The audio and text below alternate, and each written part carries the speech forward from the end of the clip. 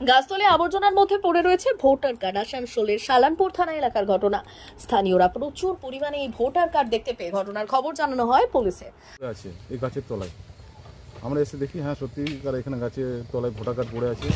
Voter card সাধারণত আমাদের চিত্তরঞ্জনের কিছু ভুয়ো ভোটারগুলো পড়ে আছে, তো তাদেরকে মানে নিশ্চিত করা যে কেন ফেলে গেছে বা কী জন্য ফেলে গেছে এটা পুলিশ প্রশাসনকে জানিয়েছি এবং ওনারা আসছেন। এটার বিষয়ে ওরা করবে, তদন্ত করে বলবে। কি মনে হচ্ছে ভোটার কার্ডগুলো কি ভুয়ো? হ্যাঁ এগুলো ভুয়ো ভোটার কার্ড, এগুলো আমার মনে হয় ভুয়ো। তাছাড়া এখানে জঙ্গলের মধ্যে কেন ফেলে যাবে?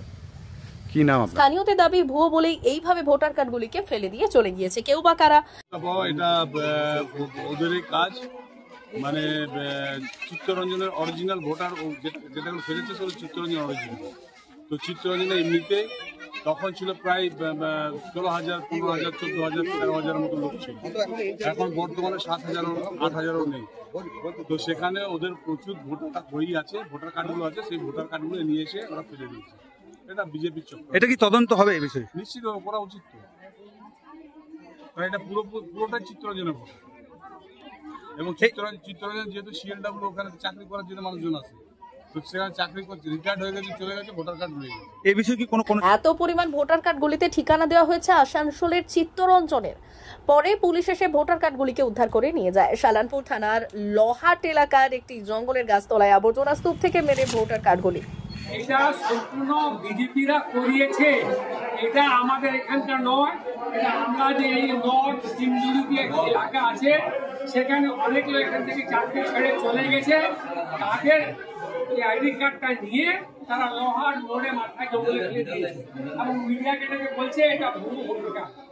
এটা যখনই সম্পূর্ণভাবে আমরা জানতে পারলাম এটা তারা এটা করছে, এটা আমরা তীব্র নিন্দা জানাচ্ছি। আমাদের এখানে কোনো ভুয়ো ভোটার নেই, কোনো ফেক ভোটার নেই। সিএলডব্লিউ এমপ্লয়ি ছিল, তারা এখান থেকে চলে গেছে। তাদের কাছে ভোটার কার্ডটা নিয়ে যারা বিজেপিকে ভোট দেয় সাপোর্টার, ওনাকে নিয়ে এসে এখানে গেম খেলছে, গেম। আচ্ছা, তদন্ত হবে কি এটা বিষয়ে?